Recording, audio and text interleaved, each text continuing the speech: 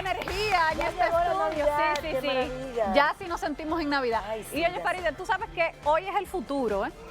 Ah, Back to the Future. Claro, hoy es el Claro. futuro, porque en aquella película que marcó la infancia de nuestra generación, sí. Back to the Future, mírenlo ahí, la fecha en la que él viajaba al futuro 30 años más tarde era precisamente... el 21 de octubre del 2015. Y hay que ver... Esa película fue hecha en el 85, pero hay que decir que salió a la luz en el año 1989. Y por eso nosotros lo recordamos, porque marcó realmente toda una generación. Y algo que veíamos mucho ahí eran los carros voladores, el Sí. uso de la tecnología en una época donde todavía ni siquiera veíamos visos de la misma, de la tecnología como la conocemos ahora.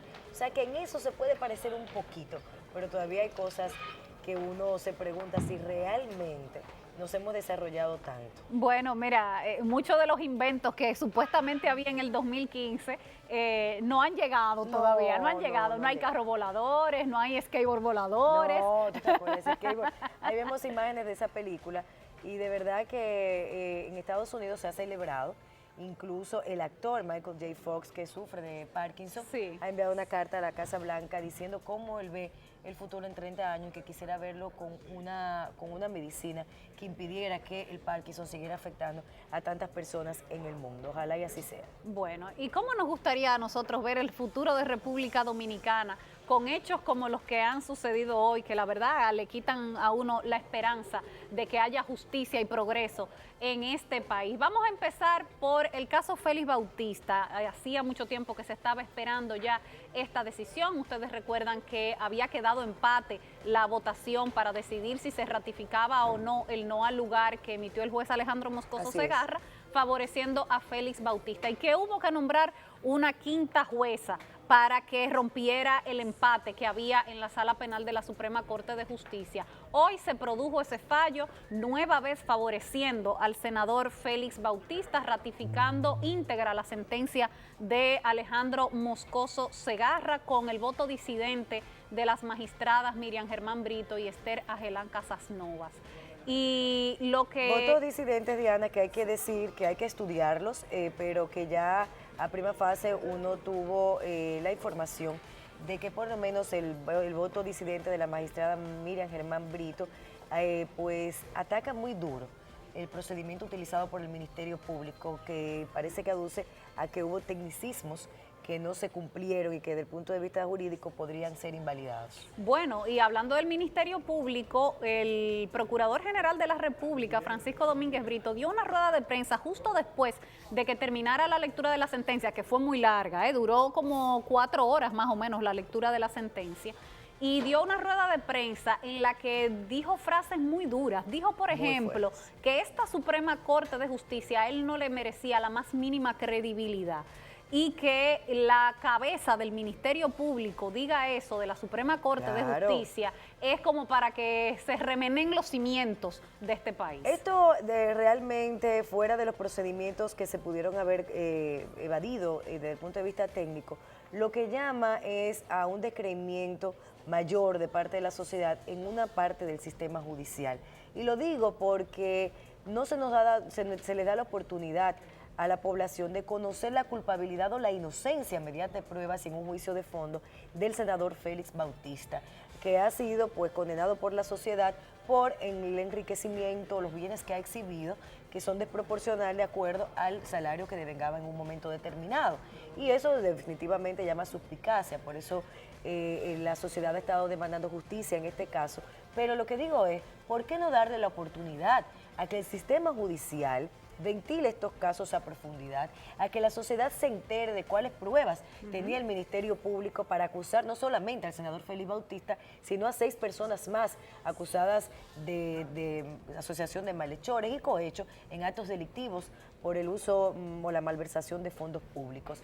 La verdad que es muy triste saber que de esta manera opera, sobre todo, y hay que señalar la parte política de este tema, cuando sabemos que estamos a 7 meses de unas elecciones presidenciales, cuando sabemos la relación personal que tiene el senador Félix Bautista, personal y política con el presidente del partido que está en el gobierno, que ha estado ausente del proceso de campaña preelectoral que ya inició el presidente Danilo Medina en la búsqueda por su reelección, y cuando el senador Félix Bautista fue una ficha clave en un momento para aprobar esa reforma constitucional que cambió la forma del gobierno para que el presidente pudiera reelegirse. Bueno, o sea, él mismo levantó su mano por la reforma. Después de un discurso del presidente Fernández, hablando de un discurso de principios y de por qué no estaba de acuerdo ante la opinión nacional. De que él era el centinela de la Constitución. Y 5 días después aproximadamente, vimos cómo sus más cercanos allegados en el Congreso Nacional levantaron la mano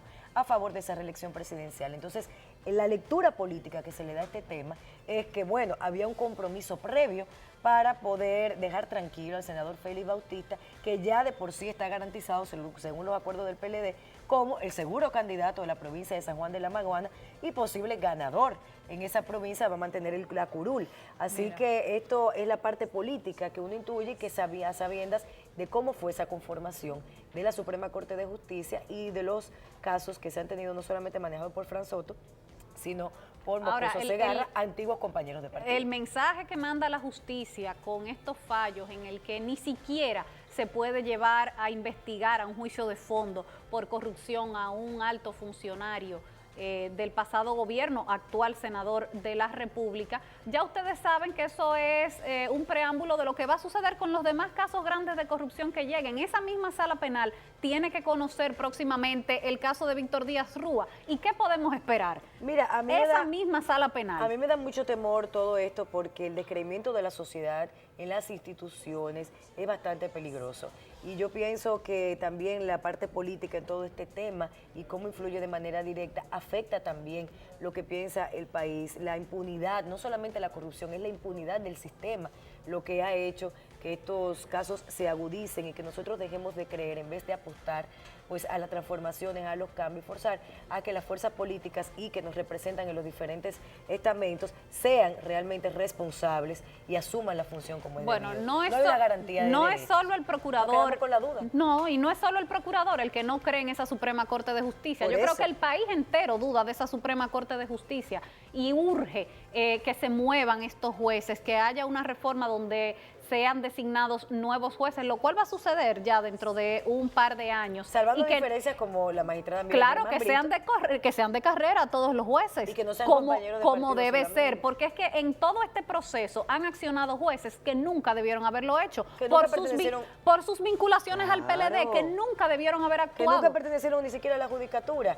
Yo digo que ahora nos quedamos con una sensación amarga, porque la duda pesa más que la razón, y ya ahora nos quedamos toda la sociedad con la duda de lo que pudo haber pasado en un juicio de fondo, si se iba a declarar inocente para hacernos un criterio propio a través de las sentencias y los argumentos esgrimidos en un juicio público, oral y contradictorio, que ahora se le impide a la sociedad que sea testigo del mismo. Bueno, el otro caso importante del día de hoy era el recurso de amparo que estaba previsto a conocerse en el Tribunal Superior Administrativo, que habían sometido las organizaciones que han estado convocando a manifestarse frente a la OISOE pidiendo el cierre de esa institución, y que, como saben ustedes, las 2 semanas anteriores, las 2 manifestaciones anteriores a las de hoy, habían tenido represión policial, impedimento para que los manifestantes llegaran e incluso ataques con gas pimienta a las personas que habían ido a manifestarse allí. Bueno, pues hoy ese tribunal le ordenó al Ministerio de Interior y Policía y a la Policía Nacional que debían abstenerse de prohibir las manifestaciones, de impedir las manifestaciones, e incluso les recalca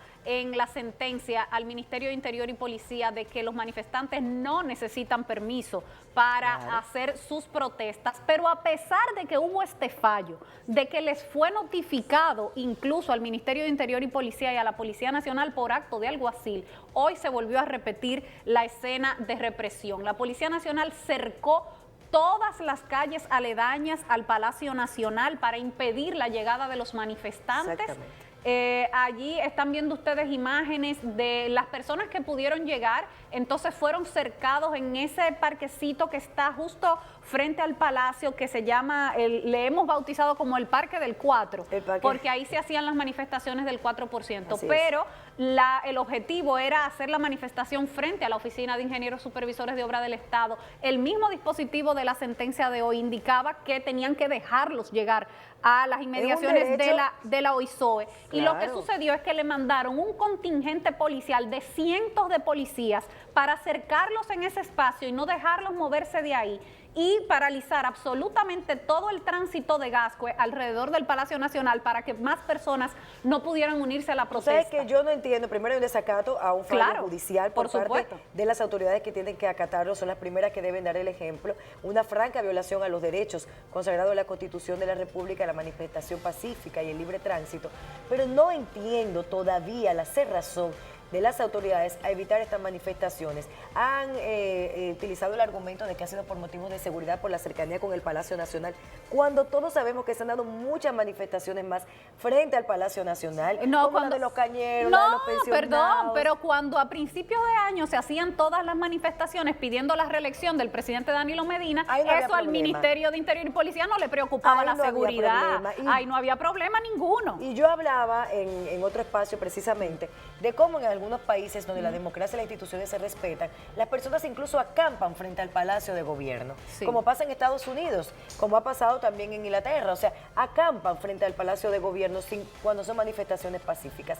No entiendo realmente la cerrazón que ha habido con este tema, es altamente lamentable, pero esto evidencia que tenemos una debilidad institucional y de respeto. Y entonces nosotros tenemos que seguir trabajando y ayudar a que la ciudadanía se vaya empoderando de estos temas y salga a la calle a reclamar sus derechos. Y yo creo que eso es el paso de avance que nosotros debemos pues destacar en esta lucha, que va a continuar. Y los estrategas del gobierno deberían revisarse, porque lo único que están consiguiendo con esto es que más personas se sumen a las manifestaciones. Claro. Hoy fue el triple de personas que la última vez, y así va a seguir ocurriendo. Se le puede convertir en una bola de nieve esto al gobierno, en una granada y explotarle en las manos.